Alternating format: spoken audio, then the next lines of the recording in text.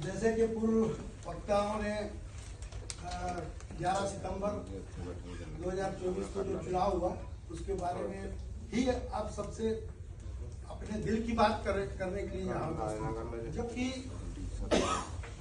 संबलपुर में भी बैठक हुई थी, वहां पर भी ये तय हुआ था कि नहीं आपको 22 तारीख को नहीं आना, लेकिन फिर भी मैं हिम्मत और अपनी बात को आप रखेंगे, मैं अपनी बात को रखूंगा। और चेयरमैन साहब भी आए, उनको कुछ प्रॉब्लम हो रहा है तो 1 घंटे के अंदर वो पहुंचेंगे। निश्चित रूप से छत्तीसगढ़ में जो कार्यक्रम हुआ उसमें सारे ने आभास किया कि भाई वहां पर कोई गलती हुई। मैं जहां तक समझता हूं कि संगठन में सबकी भावनाओं का कदर किया जाता है, और ऐसा नहीं है कि 11 सितंबर को चुनाव नहीं होगा, ये वहां पर नहीं लिखा था, चुनाव शब्द नहीं था, लेकिन ये जरूर था नई कार्यकारिणी का गठन किया जाएगा। उसके पंजीयन का जो है रजिस्टर जो है वो व्हाट्सएप पे भी डाला गया है, लेकिन चुनाव कदापि मैं नहीं चाहता था वहां पर छत्तीसगढ़ में।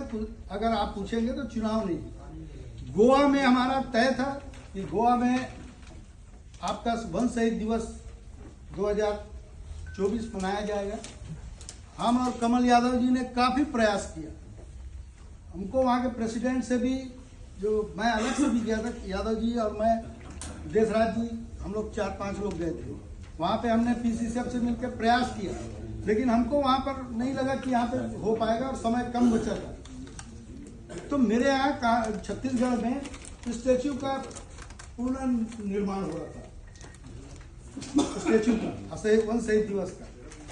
तो पीसीसीएफ से मैंने कहा कि भाई छत्तीसगढ़ में आप वन शहीद दिवस रिपीट कर दीजिए सर, इतना खर्च हो रहा है, वो लगभग 70 लाख रुपए का बना है, तो अगर ये कर देते तो बहुत अच्छा हो जाता, हमारे पूरे ऑल इंडिया के लोग आ जाते। उन्होंने कहा कि भाई मैं ज़्यादा पैसा नहीं दे पाऊंगा, मैं कम दूंगा, अगर आप कर सकते हो तो करो। मैंने उसको स्वीकार किया, और स्वीकार करने के बाद यादव जी को बताया कि भाई अपन गोवा में फेल हो रहे हैं, तो तत्काल कोई भी स्टेट तो करा नहीं पाएगा। हमने व्हाट्सएप में डाला भी कोई स्टेट तैयार है, किसी का जवाब नहीं आया। यादव जी और मेरे प्रयास से फिर हम छत्तीसगढ़ में उसको डाइवर्ट किया, और छत्तीसगढ़ में 11 सितंबर का कार्यक्रम रखे। उसके पहले 8 जुलाई को हमारी एक बैठक छोटी सी हुई, जिसमें हम सहमति बनाए कि भाई यहाँ पे तैयारी करना है तो ऑल इंडिया किस टाइप का तैयारी होगा।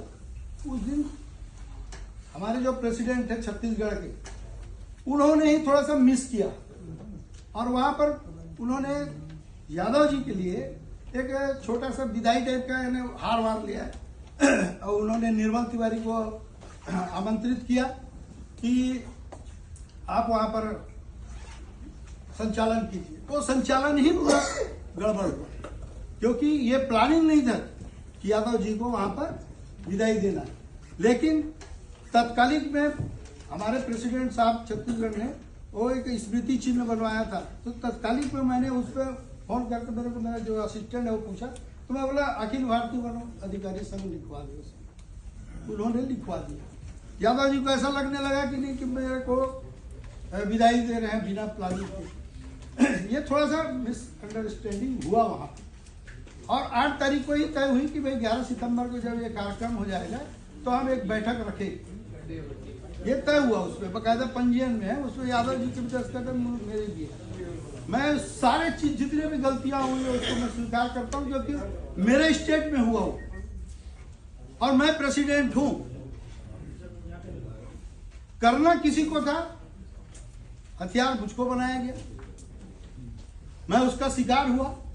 जैसे भी हुआ वहां पे मैं आज भी बोल रहा हूं, कल भी बोल रहा हूं, अगर ये all India forest officer federation यदि ये 2 भागों में बंटता है, तो न मैं पहले था राष्ट्रीय अध्यक्ष के लिए और न आज। मुझको कोई लालसा नहीं है कि मैं राष्ट्रीय अध्यक्ष बना, मैं अभी यहीं पे आपको इस्तीफा दे के जाऊँ। एक बात प्रकाश करिए कि जिस चेयरमैन साहब का आप नाम नहीं ले रहे हैं, वो चेयरमैन साहब रिटायर्ड हुए हैं। रिटायर्ड होकर उनको प्रतिनियुक्ति दिया गया, वो अलग बात है, वो अलग बात है। चलो राजनीति बोल रहे वो यही बात पूछ रहा हूँ, मैं रोक नहीं रहा हूँ। यही बात तो बता रहा हूँ भाई कि हाँ। आप अपना रिटायर्ड होते हो उसको छुपाते हो तो मैं क्या करूँ? रिटायरमेंट को छुपा आप तो क्यों बोल रहे रहे हैं? नहीं नहीं रिटायरमेंट को बात छुपा है कि रहे मैं क्या रिटायरमेंट करूँगा? नहीं होगा। आपके स्टेट में थोड़ा प्रधान तो रिटायर्ड होकर के क्यों हो गए वो चेयरमैन? भाई वो उस सदन से पूछे। रिटायर्ड होकर के चेयरमैन क्यों हुए? चलो वो अब ये सारी प्रक्रिया हुई, वहां पे ऑलरेडी थोड़ा सा बैठक की बात की गई कि भाई इसके बाद शहीद दिवस के बाद बैठक होगी। यादव जी को थोड़ा सा कंफ्यूज रहा होगा, थोड़ा मीटिंग कर ली बैठक में, हाँ जो भी है बैठक के बारे में कि बैठक होगी। अब उसके बाद वही सारे लोग चेयर है, ये आप लोग समीक्षा कर सकते हैं। दूसरी बात ये है कि सारे लोग कौन निर्णय लिए? चलो आप बता दीजिए। क्लियर किया जाए, जानना जो वहाँ पर पदाधिकारी हर स्टेट से आए थे वो नहीं, यहाँ मुझे याद है हाँ। कोलकाता में जो हुआ था चुनाव, तो वहाँ पे स्टेज पे आया कि हर स्टेट का आप बात को दबाइएगा तो बात गड़बड़ हो जाएगी। ऑपरेशन हो रहा है तो उसका फील्ड खोलने दीजिए। मैं उस आदमी को जानता हूँ कि जो उसने भी गड़बड़ी किया, जो ये यहाँ एक्सेप्ट कर रहे हैं कि हम हाईजैक हो गए।